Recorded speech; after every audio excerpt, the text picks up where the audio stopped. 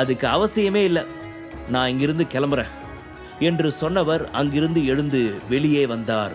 அதன் பின் விக்ரமுக்கு கால் செய்ய நினைத்தார். ஆனால் சிறிது யோசித்துவிட்டு உடனே அஜய்க்கு போன் செய்தார். ஆனந்தின் குரலை வைத்தே ஏதோ சரியில்லை என்பதை உணர்ந்து கொண்ட அஜய் கிருஷ்ணா அவனிடம், என்ன நடந்தது ஆனந்த் என்று விசாரிக்க, விக்ரம் சார் இல்லாத டைமில் இங்கே ஆஃபீஸில் நிறைய சேஞ்சஸ் நடந்திருக்கு. கௌரவ் ஆஃபீஸ்க்கு வந்தார், என்னை சேர்மேன் போஸ்ட்டை விட்டு போக சொல்லிட்டாரு. அது மட்டும் இல்லாமல் லால் ஃபேமிலி அவங்களுடைய ஷேரிங் மொத்தமாக 50% இருக்கிறதா ஏதேதோ சொல்கிறாங்க. உங்களுக்கும் கௌரவ் லாலுவுக்கும் இருக்கிற பார்ட்னர்ஷிப் பற்றி எனக்கு ரொம்ப நல்லாவே தெரியும். அதனால் அவர்கிட்ட என்னால் எதுவும் பேச முடியல. நானும் கிளம்பி வெளியே வந்துட்டேன் என்று அஜய் கிருஷ்ணாவிடம் ஆனந்த் அங்கு நடந்த அனைத்தையும் சொன்னான். என்னது, கௌரவ் லால் அங்கே இப்போ வந்திருக்கானா என்று ஷாக்காக கேட்டார் அஜய் கிருஷ்ணா. கௌரவ் லால் தான் லால் குடும்பத்தில் 2வது சக்தி வாய்ந்த நபர், சந்திரனின் தந்தை. அதனால்தான் சந்திரனுக்கு சப்போர்ட் செய்வதற்காக கௌரவ் லால் இப்பொழுது ஏதோ ஒரு சதி திட்டத்துடன் அங்கே வந்திருக்கிறார். இனிமே என்னோட மகன் சந்துரு தான் இந்த புருஷோத்தமன் ஃபேமிலிக்கு சேர்மேன் என்று சொல்ல சந்திரன் சிரித்துக்கொண்டே யஷ்வந்தை பார்த்து கண்ணடித்தான். இங்கே இருக்க எல்லா ஷேர் ஹோல்டர்ஸும் நல்லா கவனிச்சுக்கோங்க. ஃபஸ்ட்டு யாரெல்லாம் இருந்தீங்களோ அவங்க தான் இங்கே இருக்க போகிறீங்க. அதில் எந்த ஒரு மாற்றமும் இல்லை. ஆனால் சுரபியை மட்டும் டைரக்டிங் மேனேஜர் போஸ்டிங்கிலிருந்து எடுக்கிறோம். இனிமேல் சுரபிக்கு எந்த வேலையும் இங்கே கிடையாது. அது மட்டும் இல்லாமல் அவளுடைய அசிஸ்டண்டாக இருந்த விக்ரமுக்கும் இங்கே வேலை கிடையாது. அவன் என்ன அர்த்தத்தில் தன்னிடம் இப்படியெல்லாம் பேசுகிறான் என்பதை புரிந்து கொண்ட சுரபி அவனை பார்த்து, சி, நீ எல்லாம் ஒரு மனுஷனா? கொஞ்சம் கூட நாக்கில் நரம்பே இல்லாமல் என்ன இந்த மாதிரி பேசுகிற? உன்னெல்லாம் நினைச்சாலே எனக்கு அருவருப்பா இருக்கு என்று சொன்னவள் அங்கிருந்த அனைவரையும் பார்த்து, என்னை இன்னைக்கு சாதாரணமாக இந்த இடத்தை விட்டு அனுப்பிட்டு தான் நினைக்கிறீங்க. ஆனால் நீங்கள் எல்லாரும் ஒரு நாள் இங்கிருந்து கிளம்ப போறீங்க. இந்த ஒரு இடத்துல வேலை இல்லைன்னா என்னால் வேற எங்கேயுமே வேலை பார்க்க முடியாதுன்னு நினச்சிட்டிங்களா என்று கர்வமாக சொன்னவள் தன்னிடம் இருந்த டைரக்டர் பேட்சை தூக்கி எறிந்துவிட்டு அங்கிருந்து வெளியே நடந்தாள். சுரபி கீழே வந்ததை பார்த்த கௌதம் காருக்குள் இருந்து எழுந்து அவளுக்காக கார் கதவை திறந்து விட்டான். ஆனால் அதற்குள் சுரபியை 4 பேர் வந்து சூழ்ந்து கொண்டனர். அவர்களை எல்லாம் பார்த்த சுரபி திடுக்கிட்டு, யார் நீங்க? எதுக்காக என்ன வழி மறைக்கிறீங்க என்று கேட்டாள். என்ன டார்லிங், நான் கேட்டது ஒரு சின்ன டின்னர் தானே, அதுக்கு கூட நீ ஒத்துக்கலனா எப்படி என்று சொன்னவாறு பின்னால் இருந்து சந்திரன் வந்தான். என்னை பார்த்து என்ன வார்த்தைடா பேசுன நீ, உன்ன என்று சொல்லி அவனை அறைய கை ஓங்கினாள். ஆனால் சந்திரன் அவள் கையை மறுத்து பிடித்து சிரித்துக்கொண்டே, ஏய், நீ இந்த மாதிரி ஓவர் ரியாக்ட் பண்ணுறதுக்கெல்லாம் உனக்கு இங்கே ஆப்ஷன் கிடையாது.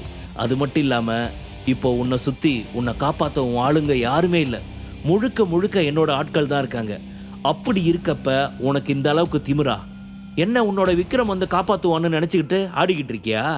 அதெல்லாம் எதுவுமே நடக்காது என்று வன்மமாக சொன்னவன் சுரபியை பார்த்து, டார்லிங், எனக்காக கொஞ்சம் வெயிட் பண்ணிக்கிட்டு, எனக்கு இங்கே ஒரு சின்ன வேலை இருக்குது, அதை முடிச்சிட்டு வந்துடுறேன் என்று சொல்ல சுரபிக்கு தன்னுடைய நிலைமை மிகவும் மோசமாக இருப்பதை நினைத்து கவலையில் அழுகை வர ஆரம்பித்தது.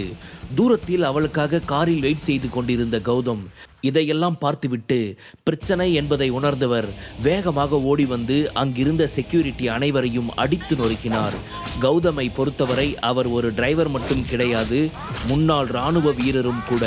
அது மட்டுமல்லாமல் இப்போது சுரபிக்கு விக்ரமால் பாடிகார்டாக நியமிக்கப்பட்டவர் என்பதை மனதில் வைத்து அவர் அனைவரையுமே அடித்து துவம்சம் செய்துவிட திடீரென்று ஒருவன் கௌதமை பின்னால் இருந்து கட்டையால் தாக்க அவரால் அதற்கு மேல் தாக்கு பிடிக்க முடியவில்லை. சுருண்டு தரையில் கீழே விழுந்தார். அவர் கண்களை மயக்கம் சூழ்ந்தது. வழியில் தரையில் இருந்து எழ முடியாது தவித்தவர் சந்திரனையும் கௌரவ் லாலையும் பார்த்து எச்சரித்தார்.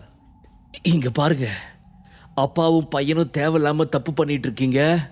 இந்த விஷயம் மட்டும் விக்ரம் சாருக்கு தெரிஞ்சிச்சுன்னா என்ன நடக்கும் தெரியுமா? உங்க ஒருத்தனுக்கு கூட தலை இருக்காது.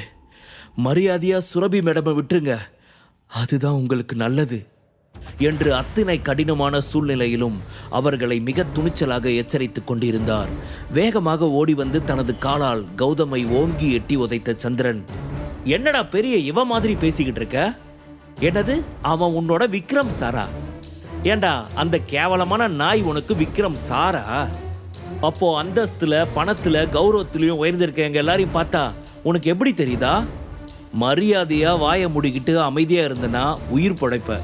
மீறி ஏதாவது பண்ணணும்னு நினைச்ச உன்னை சாவடிச்சுட்டு இவளை தூக்கிட்டு போவேன் என்று மிரட்டினான் சந்திரன். இங்கே சந்திரன் கௌதமை மிரட்டி கொண்டிருக்க சுரபியை பிடித்திருந்த ஆட்களும் அவளை பார்த்து கொண்டிருந்தனர். அதில் தன்னை சுதாரித்தவள் அவர்கள் பிடியில் இருந்து விலகி வேகமாக அங்கிருந்து ஓட ஆரம்பித்தாள். இதையெல்லாம் கவனித்த சந்திரன், டேய் என்னடா அவ ஓடிக்கிட்டு இருக்கா, நீங்க என்ன பண்ணிட்டு இருக்கீங்க, மரியாதையா அவளை புடிங்கடா என்று சொல்ல அந்த ஆட்கள் அவளை துரத்தி கொண்டு ஓடினர். அதற்குள் சுரபி தனது மொபைலை எடுத்து விக்ரம் எமர்ஜென்சிக்காக கால் செய்ய சொன்ன 2 நம்பர்களில் ஒரு நம்பரை அழுத்தினாள். உடனே ராக்கெட் ராஜா ஒரே ரிங்கில் போனை அட்டன் செய்து காதில் வைத்தான். ஹலோ மிஸ்ஸஸ் விக்ரம், உங்களுக்கு ஏதாவது ப்ராப்ளமா, திடீர்னு கால் பண்ணியிருக்கீங்க என்று கேட்க, நான் நான் நான் ஜோதி டவர்ஸ் முன்னாடி என்று அவள் பதட்டமாக சொல்லிக் கொண்டிருக்கும் போதே இங்கே சந்திரனின் ஆட்கள் அவளை சுற்றி வளைத்து பிடித்தனர். என்ன சுரபி, என்கிட்ட இருந்து தப்பிச்சிடலான்னு நினைச்சியா? அது மட்டும் நடக்கவே நடக்காது என்று சொன்னவன் அவள் கையில் இருந்த மொபைலை பிடித்து தரையில் போட்டு உடைத்து நொறுக்கினான்.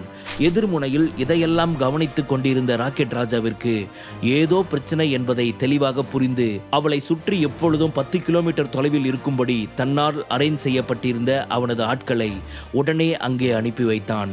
கால் கட்டான 5 நிமிடங்களிலேயே அவளது பாடிகார்ட்ஸ் அங்கே வந்து சேர்ந்தனர். அவர்கள் அனைவருமே சுரபியை பிடித்திருந்த செக்யூரிட்டிகளை அடித்து நொறுக்கி அவளை மிகவும் பாதுகாப்பாக தங்கள் கை வளையத்துக்குள் வைத்துக்கொள்ள, இங்கே என்ன நடந்து கொண்டிருக்கிறது, யார் இவர்கள் என்று அங்கு நின்று கொண்டிருந்த சந்திரனுக்கும் கௌரவ்லாலுக்கும் ஒன்றுமே புரியவில்லை. கௌரவ்லால் மிகவும் எச்சரிக்கையான குரலில் அவர்களை பார்த்து, டேய் நீங்கெல்லாம் யாரு, எதுக்காக இப்போ இங்கே வந்து சீன் போட்டுக்கிட்டு இருக்கீங்க? என்ன ரோட்டில் அப்பாவி பொண்ணை நாங்கள் தப்பாக நடத்த முயற்சி பண்ணுறதா நினச்சிக்கிட்டு நீங்கள் ஹீரோ மாதிரி வந்து அவளை காப்பாற்ற ட்ரை பண்ணிட்டு இருக்கீங்களா? மரியாதையாக இங்கிருந்து போயிடுங்க என்று அவன் சொல்ல, அந்த பாடிகார்ட்ஸ் ஒருவன் கௌரவ்லாலை பார்த்து, ஹலோ மிஸ்டர், நாங்கள் எல்லாம் ராக்கெட் ராஜாவோட ஆளுங்க என்று சொன்னதும் அதை கேட்ட கௌரவ்லாலின் முகம் மாறியது. ராக்கெட் ராஜா பற்றிய அனைத்து விஷயங்களையும் கௌரவ்லால் அறிந்திருந்தான். முன்னால் இருந்த ராக்கெட் ராஜா என்றால் அவன் இவர்களை சர்வ சாதாரணமாக எடுத்திருப்பான். ஆனால் சில நாட்களுக்கு முன் அஜயை கொன்றுவிட்டு அவன் தமிழ்நாட்டில் மிகப்பெரிய ஆளாக திகழ்ந்தவன் அர்ஜுனின் பக்கபலமான லூசிஃபரும் அவன் கூட இருந்ததுமே கௌரவ்லாலை சற்று அசைத்து பார்த்தது. அதனால் சிறிது தயக்கத்துடன் அவர்களை பார்த்து கொண்டிருந்த கௌரவ்லாலை கவனித்த அவனது மகன் சந்திரன், என்ன அப்பா ஏதோ யோசிக்கிறாரு, ஒருவேளை ராக்கெட் ராஜா நினைச்சு பயப்படுறாரா?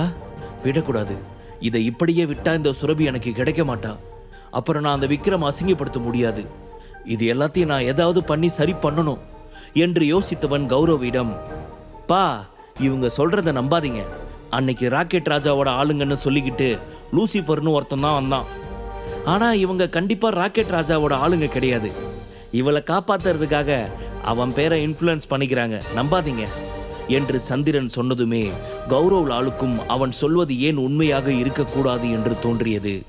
டேய் என்கிட்டயே வந்து நடிக்கிறீங்களா? கண்டிப்பா நீங்க ராக்கெட் ராஜாவோட ஆளே கிடையாது, அவனோட ஆளுன்றதுக்கு என்ன ப்ரூஃப் இருக்கு? இதுக்கு முன்னாடி நீங்க ராக்கெட் ராஜாவை பார்த்திருக்கீங்களா என்று கௌரவ்லால் மிக தீவிரமாக கேட்டான்.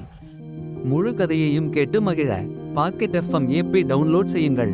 லிங்க் டிஸ்கிரிப்ஷனில் கொடுக்கப்பட்டுள்ளது.